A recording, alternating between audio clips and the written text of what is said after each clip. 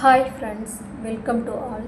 இந்த பதிவில் அழகு 6ல் இருக்கின்ற எளிய மொழிபெயர்ப்பு இதிலிருந்து 5 கேள்விகள் கேட்பாங்க. ஆங்கிலம் மற்றும் பிறமொழி சொற்களுக்கு இணையான தமிழ் சொற்கள் அறிதல் வேண்டும். பயன்பாட்டில் உள்ள ஆங்கில சொற்களை மொழிபெயர்த்தல் வேண்டும். சான்று எடுத்துக்காட்டாக என்ன கொடுத்துருக்காங்க? Pen drive, printer, computer, keyboard இதெல்லாம் நம்ம பயன்படுத்துறது. இதற்கான தமிழ் சொற்களை பார்க்கணும்.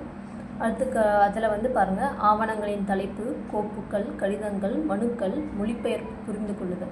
இதெல்லாம் என்னென்னா பிறமொழி சொற்களுக்கு இணையான தமிழ் சொற்களை அறிதல்ன்ற டாபிக் தான்.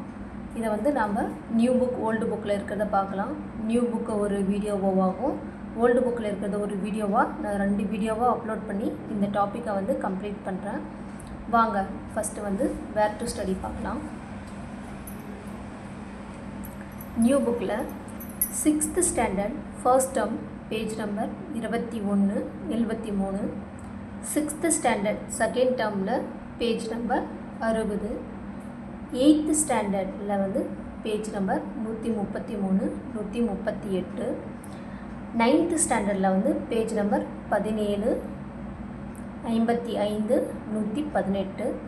அடுத்தது 10th ஸ்டாண்டர்டில் பேஜ் நம்பர் 150, 11th ஸ்டாண்டர்டில் பேஜ் நம்பர் 23, 12th ஸ்டாண்டர்டில் page number 16, 128, 7th standard second டேர்மில் பேஜ் நம்பர் 19, 20, 23, மொத்தம் 8 இருக்குது. இந்த 8 நியூ புக்கில் இருக்குது. ஓல்டு புக்கில் இருக்கிறது எங்கிட்ட டேட்டாஸ் இருக்குது. ஓல்டு புக்கில் இருக்கிறத நம்ம இன்னொரு வீடியோவில் தெளிவாக பார்க்கலாம். இப்போ 6th ஸ்டாண்டர்ட் ஃபர்ஸ்ட் டேர்மில் பேஜ் நம்பர் 21, 73, 6th ஸ்டாண்டர்ட் முதல் பருவம். இதில் பேஜ் நம்பர் 21, பேஜ் நம்பர் 21ல் பிறமொழி கலப்பின்றி பேசுக. எங்கள் ஸ்கூலில் சுற்றுலா கூட்டிகிட்டு போகிறாங்க. எங்கள் ஸ்கூலில் சுற்றுலா கூட்டிகிட்டு போகிறாங்க. இரண்டாவது பெற்றோரிடம் பர்மிஷன் லெட்டர் வாங்கி வர சொன்னாங்க. பெற்றோரிடம் பர்மிஷன் லெட்டர் வாங்கி வர சொன்னாங்க. இதில் ஸ்கூல் பர்மிஷன் லெட்டர்னால் பிறமொழி. இதற்கான தமிழ் பார்த்திங்கன்னா, ஸ்கூல் அப்படின்னா பள்ளி, பர்மிஷன் லெட்டர்னால் அனுமதி கடிதம். எங்கள் பள்ளியில் சுற்றுலா கூட்டிகிட்டு போகிறாங்க. அடுத்தது பெற்றோரிடம் அனுமதி கடிதம் வாங்கி வர சொன்னாங்க. அதுக்கடுத்தது பேஜ் நம்பர் 73.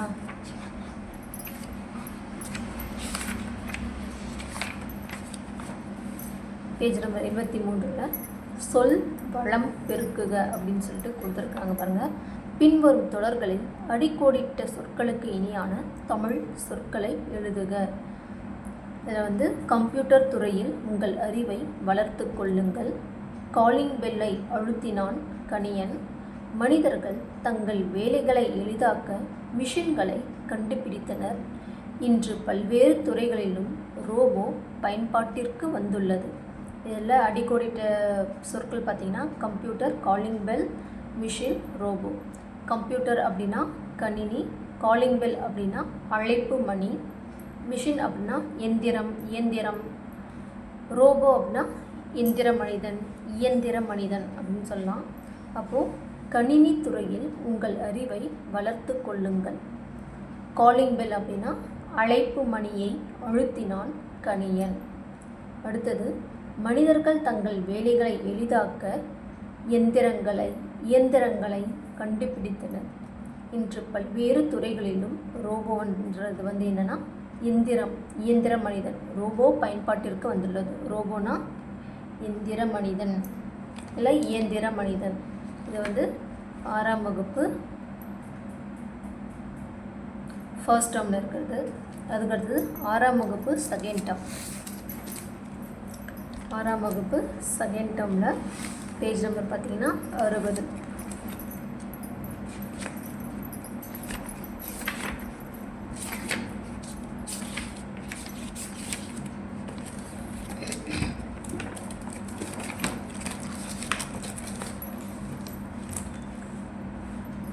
இங்கே பேஜ் நம்பர் 60ல் ஆங்கில சொல்லுக்கு இணையான தமிழ் சொல்லை எடுத்து எழுதுக. இதில் வந்து மின்னணு வணிகம், காசோலை, இணையத்தின் வணிகம், வரைவோலை, வங்கி, மின்னணு மையம், பற்று அட்டை, பணத்தாள், கடன் அட்டை அப்படின்னு சொல்லிட்டு கொடுத்துட்டாங்க ப்ராக்கெட்டில். இதற்கான ஆங்கில சொல் இதெல்லாம் வந்து தமிழ் சொல். இதுக்கு வந்து ஆங்கில சொல் என்னன்னு இங்கே கொடுத்துருக்காங்க. இந்த ஆங்கில சொல்லுக்கு எதிரான தமிழ் சொல் எதிரானன்னா இதுக்கு இணையான தமிழ் சொல்லை வந்து நம்ம கண்டுபிடிக்கணும். ஆங்கில சொல் பாருங்கள். Currency note, bank, cheque, demand draft, digital, debit card, credit card, online shopping, e-commerce. இதுக்கு பார்க்கலாம் வாங்க. கரன்சி நோட் அப்படின்னா பணத்தாள்.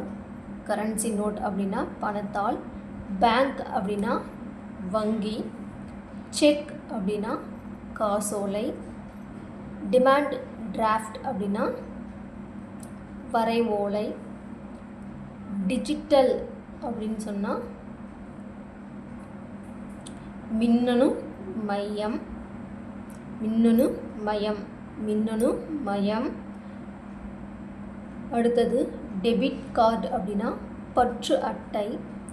கிரெடிட் கார்டு அப்படின்னா கடன் அட்டை.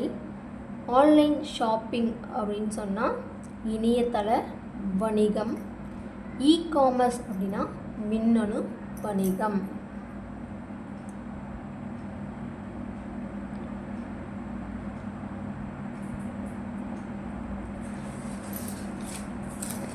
சிக்ஸ்த்து செகண்ட் டேர்ம் முடிச்சிட்டோம். அடுத்தது வந்து 8th ஸ்டாண்டர்டில் வந்து பேஜ் நம்பர் 133 8th ஸ்டாண்டர்ட் பார்த்தோம்னா 7th முடிச்சிடலாம். அப்படியே 7th ஸ்டாண்டர்ட் செகண்ட் டேர்மில் பேஜ் நம்பர் 19, 20, 23.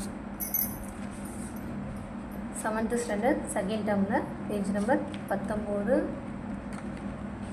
19 பாருங்கள்.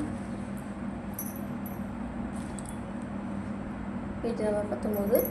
வங்கூழ், அழுவம், சாற்றினான், உருப்பயன் ஆகிய சொற்களை கவனியுங்கள்.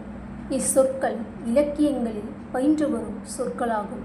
இவை முறையே காற்று, கடல், சொன்னான், மிகுந்த பயன் என பொருள் தரும். அதாவது இலக்கியங்களில் சொல்கிறதான். இதுவும் தமிழ் வேர்டு தான். பட் இருந்தாலும் இலக்கியம் படித்தவங்களுக்கு மட்டும்தான் இந்த மாதிரியான சொற்கள் வந்து அதிகமாக உபயோகிப்பாங்க அப்படின்றத சொல்லியிருக்காங்க. வங்கூழ் அப்படின்னா காற்று. அழுவம் அப்படின்னா கடல். சாற்றினான் அப்படின்னா சொன்னான். உருபயன் அப்படின்னா மிகுந்த பயன். இது ஜஸ்ட் தெரிஞ்சுக்கோங்க. அதுக்கு அடுத்தது பேஜ் நம்பர் 20 என்னென்ன இருக்குன்னு பார்க்கலாம். பேஜ் நம்பர் 20 வந்து திசை சொல்ல இருக்க பாருங்கள். சாவி, சன்னல், பண்டிகை, ரயில் முதலிய சொற்கள் தமிழில் வழக்கில் இருந்தாலும் இவை தமிழ் சொற்கள் அல்ல. பிற மொழிகளில் இருந்து வந்து தமிழில்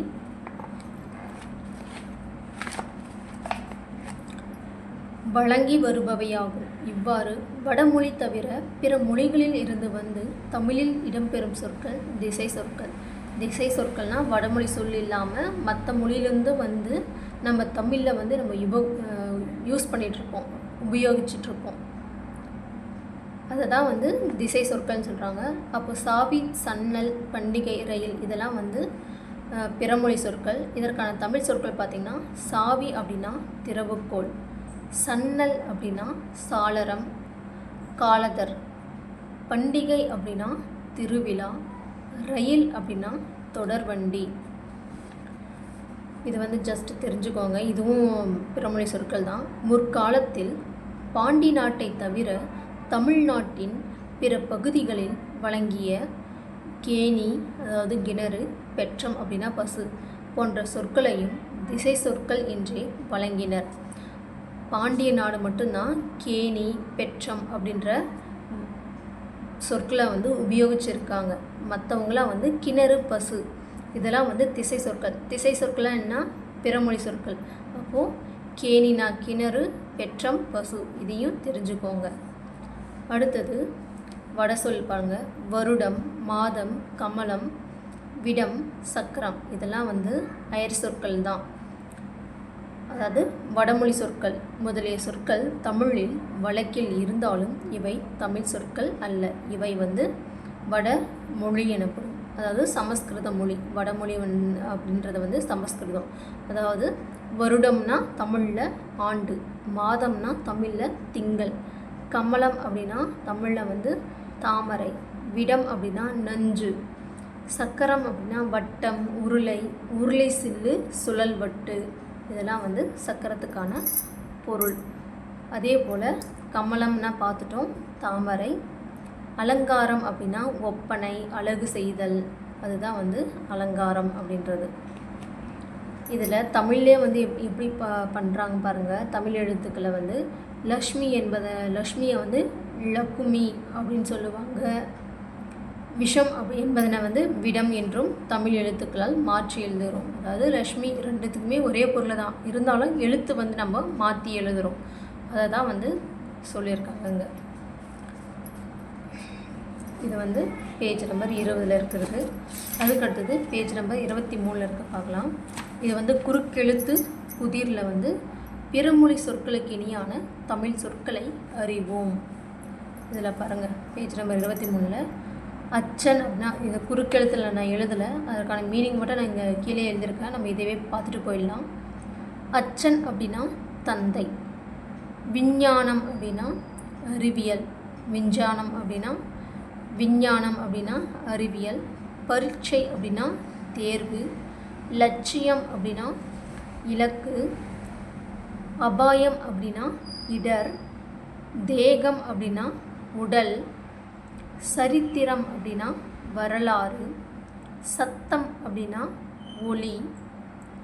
அதிபர் அப்படின்னா தலைவர். ஆச்சரியம் அதற்கான தமிழ் சொல் வந்து வியப்பு.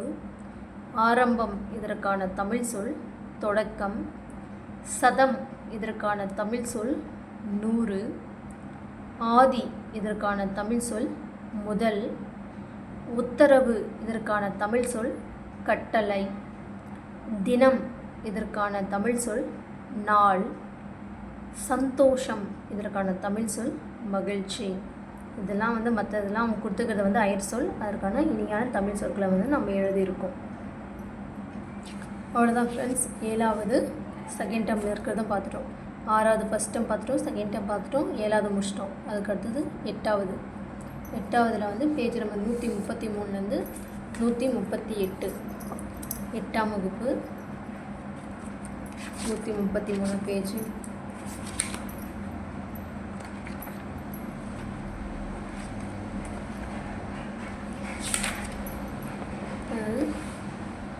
பேஜ் நம்பர் 133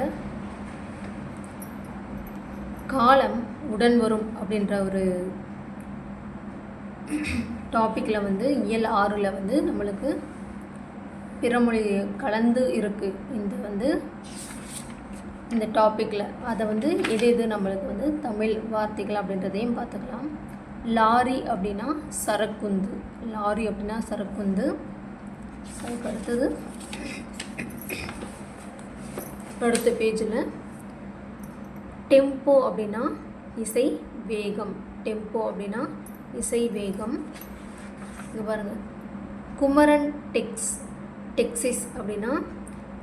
டெக்ஸிஸ் அப்படின்னா துணியகம். குமரன் துணியகம். கார் அப்படின்னா மகிழுந்து. அதுக்கு அடுத்த பேஜில்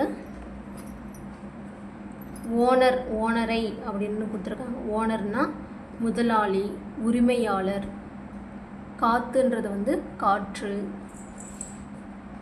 அதுக்கப்புறம் இங்கே பாருங்கள், காலை ஷிஃப்ட்டுக்கு முதல் முறை, அதாவது முறை மாற்றம். Morning shift, evening shift, night ஷிஃப்ட்டுன்னு சொல்லுவாங்கள்ல.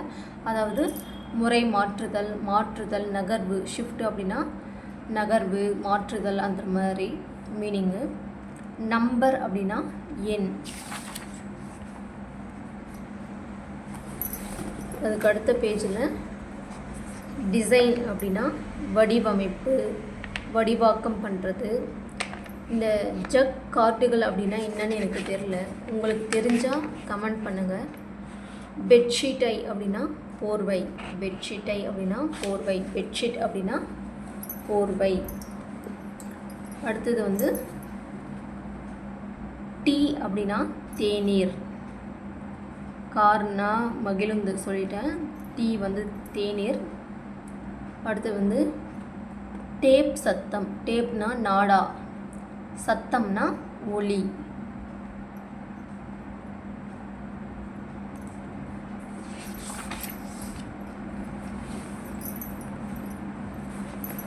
கஷ்டம் அப்படின்றத வந்து சிரமம், சிக்கல், வருத்தம் அப்படின்றத நம்ம சொல்லலாம். இதெல்லாம் வந்து எனக்கு தெரிஞ்ச அயர் சொற்கள், அதில் வந்து தமிழ் சொற்கள் எடுத்து எழுதியிருக்கேன். இதுதான் வந்து நம்மளுக்கு 8th இருக்கிறது. அது ஒரு டாப்பிக்கில் வந்து உரைநடை மாதிரி அந்த ஒரு காலமுடன் வரும் அப்படின்றத டாப்பிக்கில் வந்து உரைநடை மாதிரி கொடுத்துருக்காங்க. அதில் நம்ம நார்மலாக பேசலாம். கார் வருது, பஸ்ஸு, லாரி அந்த மாதிரிலாம் பேசுவோம்ல, அதை வந்து கொடுத்துருக்காங்க. அதில் வந்து இதெல்லாம் வந்து நம்ம யூஸ் பண்ணுறது தான். பட் இருந்தாலும் இதெல்லாம் வந்து அயர் சொற்கள். அதை வந்து தமிழில் மொழிபெயர்ச்சி இருக்கும். அவ்வளோதான். 8th இருக்கிறத நம்ம பார்த்துட்டோம். அதுக்கு அடுத்தது வந்து 9th இருக்கிறத பார்க்கலாம். 9th page number 17, 55, 118. 9ஆம் வகுப்பு 17ல் என்ன இருக்குன்னு பார்க்கலாம்.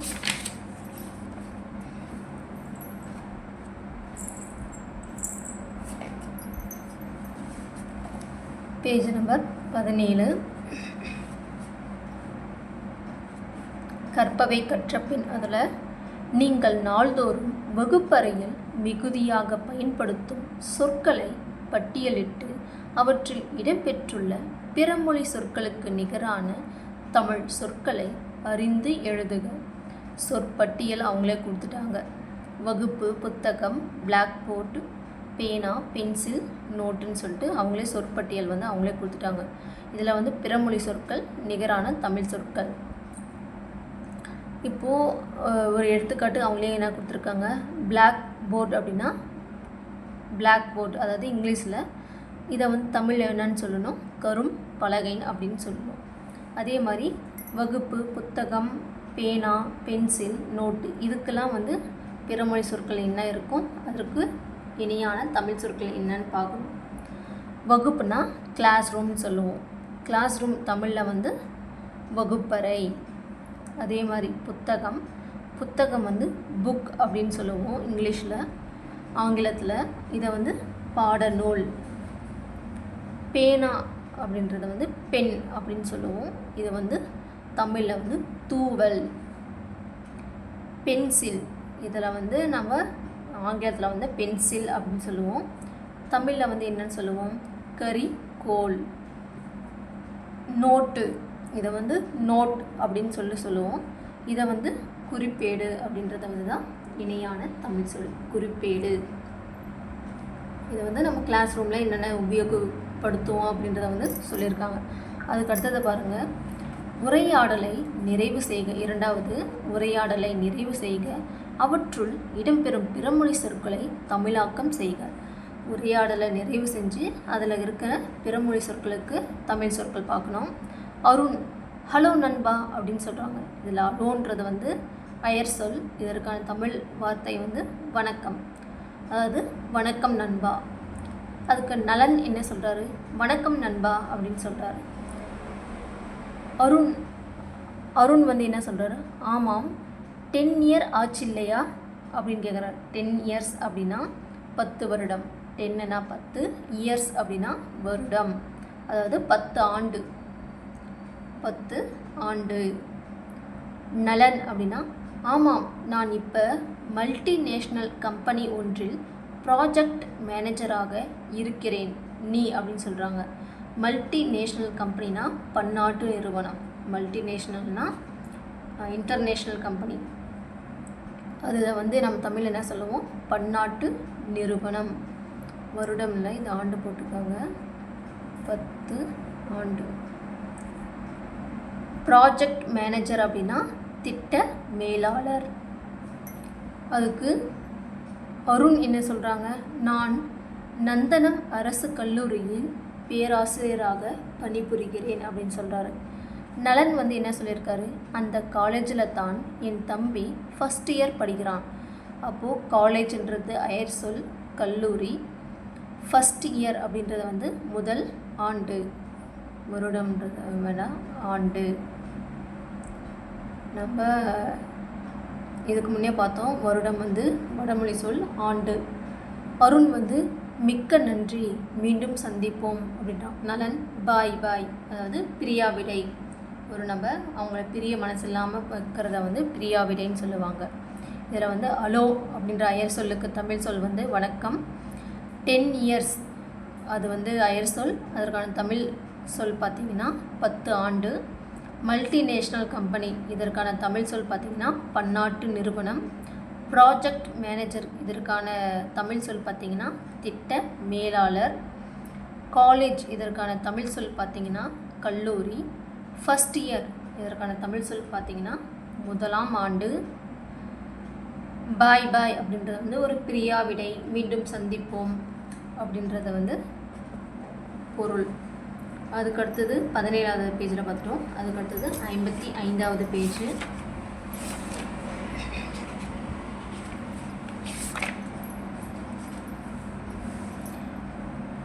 பேஜ் நம்பர் 55ல்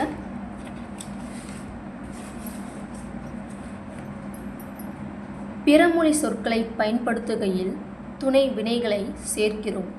பிறமொழி சொற்களை தமிழ் சொற்களாக மாற்றி ஏற்ற துணை வினைகளை இட்டு எழுதுக. மார்னிங் எழுந்து ப்ரஷ் பண்ணி யூனிஃபார்ம் போட்டு ஸ்கூலுக்கு போனாள். இதை வந்து நம்ம எப்படி எழுதுறோன்னா, காலையில் எழுந்து விட்டால், பல் துலக்கி முடித்தால், சீருடை அணிந்து கொண்டாள், பள்ளிக்கு புறப்பட்டு போனாள். இதில் மார்னிங்கிறது வந்து காலை, ப்ரஷ் அப்படின்னா பல் துலக்கிறது, யூனிஃபார்ம்னா சீருடை, ஸ்கூல் அப்படின்றது வந்து பள்ளி. அதுக்கடுத்து சிந்தனை வினால பாருங்கள். ஆல வேற்றுமொழி சொற்களை பயன்படுத்துகையில் துணை வினைகளின் பங்கு குறித்து சிந்தித்து எழுதுக. எடுத்துக்காட்டாக என்ன கொடுத்துருக்காங்க, பேனாவை யூஸ் பண்ணு, எழுதுகோலை பயன்படுத்து, இல்லை உபயோகப்படுத்து அப்படின்னு சொல்லலாம். பேனான்றது வந்து எழுதுகோல். அதுக்கடுத்தது பார்த்திங்கன்னா பேஜ் நம்பர் 118.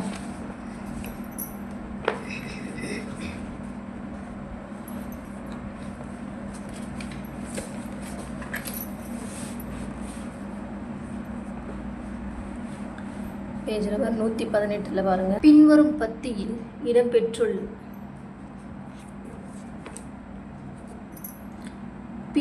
பத்தியில் இடம்பெற்றுள்ள பிறமொழி சொற்களுக்கு நிகரான தமிழ் சொற்களை எழுதுக. நாக்குத்தான் ஐம்புலன்களிலேயே ரொம்ப வீக்கு, அதற்கு 4 ஆதார ருசிகள் தாம் தெரியும். எலுமிச்சையின் புளிப்பு, சர்க்கரையின் தித்திப்பு, காப்பியின் கசப்பு, உப்பு. இவை தவிர ஷேவரி என்று சொல்கிற டேஸ்ட் எல்லாம் இந்த 4 ஆதார ருசிகளின் கலப்புத்தான்.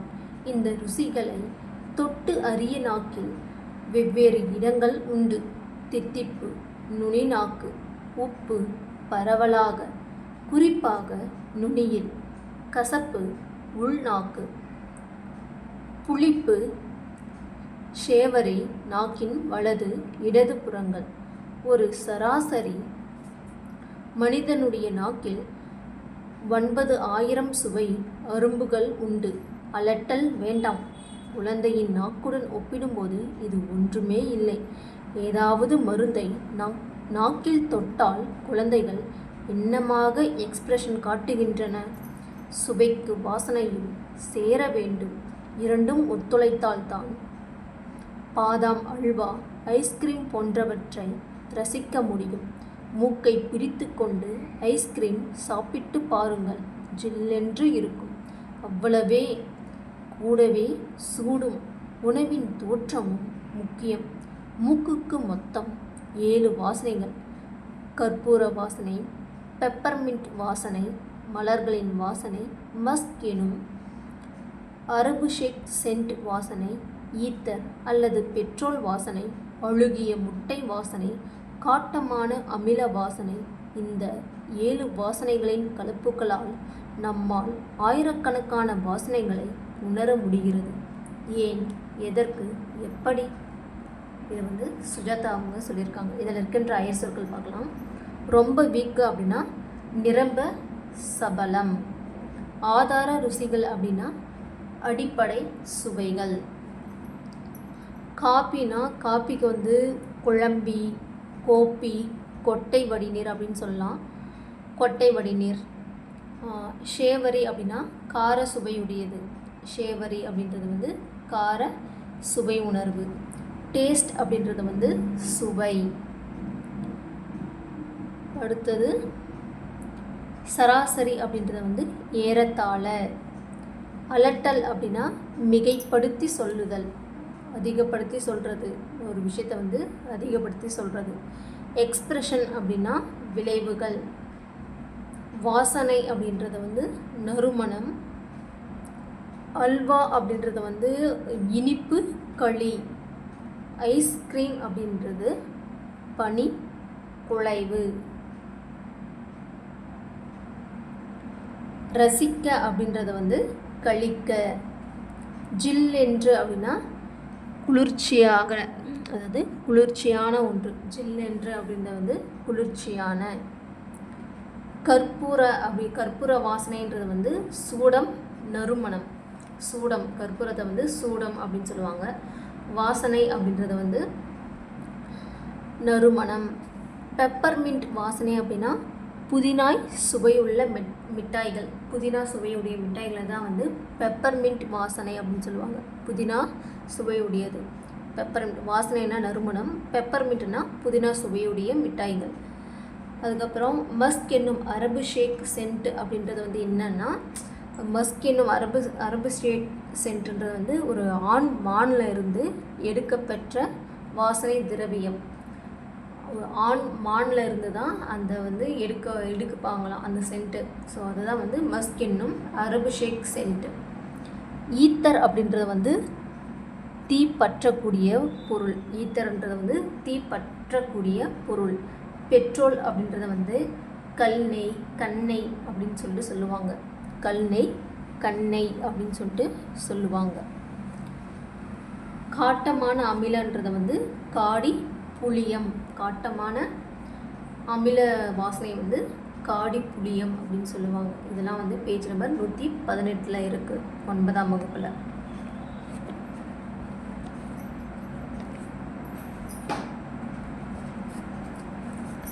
அடுத்தது 10ஆம் வகுப்பில் பேஜ் நம்பர் 150.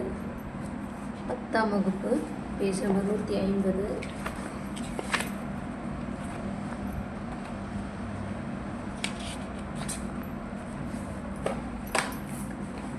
பத்தாம் வகுப்பில் பேஜ் நம்பர் 150. இங்கே பாருங்கள். பிறமொழி சொற்களை தமிழ் சொற்களாக மாற்றி எழுதுக. உங்களிடம் 7 கோல்டு பிஸ்கெட் உள்ளது. அதில் 1 மட்டும் எடை குறைவானது. உங்களிடம் உள்ள ஒரு தராசை 2 முறைகள் மட்டுமே யூஸ் பண்ணி வெயிட் குறைந்த கோல்டு பிஸ்கெட்டை கண்டுபிடிக்கவும் அப்படின்னு சொல்லிட்டு ஒரு புதிரை கொடுத்துட்டாங்க. அதற்கான விடை பாருங்கள். தராசின் 2 தட்டுகளிலும் 3 கோல்டு பிஸ்கெட்டுகளை வையுங்கள். 2 தட்டுகளும் ஈக்குவலாக இருந்தால் கையில் மிச்சமுள்ள பிஸ்கெட்டே வெயிட் குறைவானது. பட் ஒரு பக்க தராசு தட்டு உயர்ந்தால் அதில் உள்ள 3 பிஸ்கெட்டில் 1 வெயிட் குறைவானது. அந்த 3 பிஸ்கெட்டுகளை மட்டும் எடுத்து வைத்து கொள்ளுங்கள். 2 தட்டுகளிலும் ஒரு பிஸ்கெட்டை போட்டு இதே எக்ஸ்பெரிமெண்ட் ரிப்பீட் செய்து ஆன்சரை கண்டுபிடிங்கள். ஆல் தி பெஸ்ட் அப்படின்னு சொல்லியிருக்காங்க. இதில் இருக்கின்ற அயர் சொற்கள், அதற்கினியான தமிழ் சொற்களை பார்க்கலாம். பிறமொழி சொற்களில் பாருங்கள். அவங்க ஒரு எக்ஸாம்பிளுக்கு வந்து கோல்டு பிஸ்கெட்டுனா, கோல்டுனா தங்கம், பிஸ்கெட்டுன்றதை வந்து கட்டி, கோல்டு பிஸ்கெட்டுன்றதை வந்து தங்க கட்டி அப்படின்னு சொல்லிட்டாங்க. நாம் மற்றதை பார்க்கலாம். ஈக்குவலாக அப்படின்றத வந்து சமமாக, ஈக்குவல் அப்படின்றத வந்து சமமாக. வெயிட் அப்படின்றத வந்து எடை. பட் அப்படின்றது வந்து ஆனால். அதுக்கு அடுத்தது பாருங்கள். எக்ஸ்பிரிமெண்ட் அப்படின்றத வந்து பரிசோதனை, ஆய்வு. ரிப்பீட் அப்படின்றத வந்து மறுபடியும், ரிப்பீட்னா அடுத்த முறை அப்படின்றத வந்து மறுபடியும் அதையே செய்யறது. ஆன்சர் அப்படின்னா விடை. ஆல் தி பெஸ்ட் அப்படின்னா எல்லாம் நன்மைக்கே அப்படின்றத வந்து இங்கே வந்து யூஸ்ன்னு சொல்லி கொடுத்துருக்காங்க. இந்த யூஸ் அப்படின்றதுனா பயன்படுத்து, உபயோகப்படுத்துன்றத வந்து யூஸ். இது வந்து நம்மளுக்கு 10th புக்கில் இருக்கின்ற பிறமொழி சொற்களுக்கு இணையான தமிழ் சொற்கள். அடுத்தது வந்து 11ஆம் வகுப்பில் பேஜ் நம்பர் 23 இருக்கின்ற பிறமொழி சொற்களை பார்க்கலாம். எங்கிட்ட வந்து 11வது புக்கு நியூ புக் இல்லை, ஸோ அதனால் அதை ஸ்க்ரீன்ஷாட் எடுத்திருக்கேன். ஸ்க்ரீன்ஷாட்டில் இருக்கிறது பாருங்கள். பிறமொழி சொற்களை தமிழாக்கம் செய்கன்னு கொடுத்துருக்காங்க. ஃபஸ்ட்டு வந்து வாடகை, மாதம், போலீஸ், நிச்சயம், உத்தரவாதம், சந்தோஷம், சம்பளம், ஞாபகம், வருடம், தேசம், வித்தியாசம், உற்சாகம், விசா, பாஸ்போர்ட், கம்பெனி, பத்திரிகை, கோரிக்கை, யுகம், ராச்சியம், சரித்திரம், முக்கியத்துவம், சொந்தம், சமீபம், தருணம். இத்தனை கொடுத்துருக்காங்க. இதற்கான தமிழ் சொற்களை பார்க்கலாம்.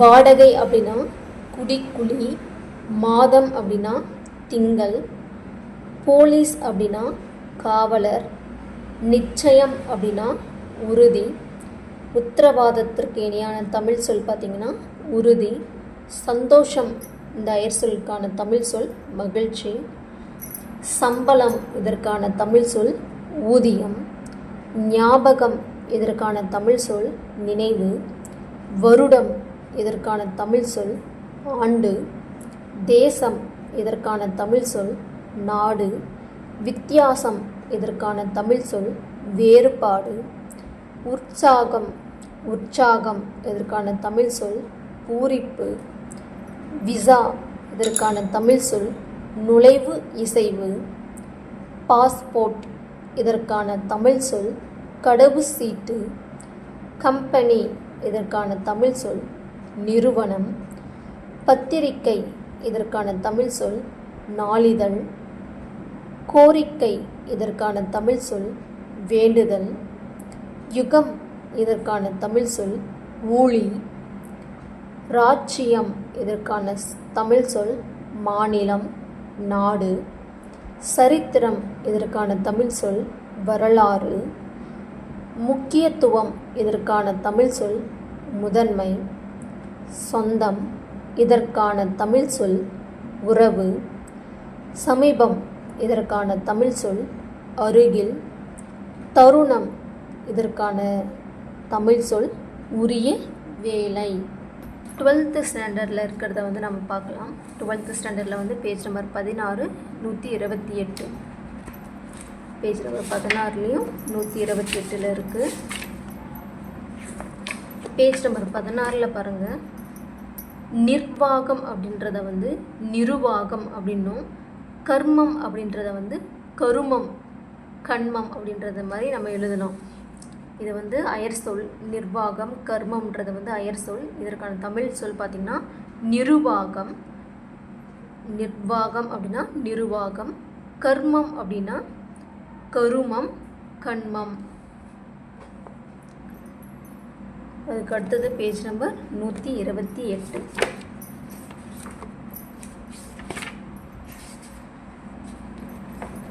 128 பத்தி கொடுத்துருக்காங்க. அதில் பிறமொழி சொற்கள் இருக்குது. அதில் வந்து தமிழ் சொற்கள் பார்க்கலாம். கீழ்காணும் பகுதியை படித்து பார்த்து பிறமொழி சொற்களை கண்டறிந்து தமிழ் படுத்துக. சர்க்கார் கொடுக்கும் சம்பளம் ஜீவனத்துக்கு போதுமா? அதற்குள் ஜீவனம் நடத்த முடியுமா என்று அவர் சிந்தித்தது கிடையாது. சிந்திக்க முயன்றதும் கிடையாது. எல்லாம் மாயை. உள்ளூர நிற்கும் ஆத்மா மாசுபடவில்லை. தான் வேறு, இந்த மாயை வேறு. தான் இந்த பிரபஞ்சத்தை ஆட்டி வைக்கும் சக்தியின் ஒரு அம்சம் என்று திடமாக நம்பியிருந்தார். ஏனென்றால் அவரது ஆத்மா விசாரத்தை சோதனை போட்டு பார்க்க இதுவரை தெய்வத்துக்கோ மனுஷனுக்கோ அவகாசம் கிடைத்ததில்லை. மனுஷ வர்க்கம் முழுவதுமே தன்னை படைத்தவனுடைய தன்மையை ஸ்புடம் போட்டு பார்ப்பது போல தவறுக்கு மேல் தவறு செய்து கொண்டிருந்தது. இதில் இருக்கின்ற அயர் சொற்கள் பார்க்கலாம். சர்க்கார் அப்படின்னா அரசு, சம்பளம் அப்படின்றத வந்து ஊதியம், ஜீவனத்துக்கு அப்படின்னா ஜீவனம்னா வாழ்வு, வாழ்கிறதுக்கு, ஜீவனம் அப்படின்னா வாழ்க்கை, வாழ்கிறதுக்கு. அதுக்கு அடுத்தது மாயை அப்படின்னா பொய் தோற்றம், மாயை அப்படின்னா பொய் தோற்றம். ஆத்மா அப்படின்னா உயிர், மாயைக்கு வந்து பொய் தோற்றம், தோற்றம் அப்படின்னு சொல்லலாம். அம்சம் அப்படின்றது வந்து வடிவம், ஆத்மா உயிர்,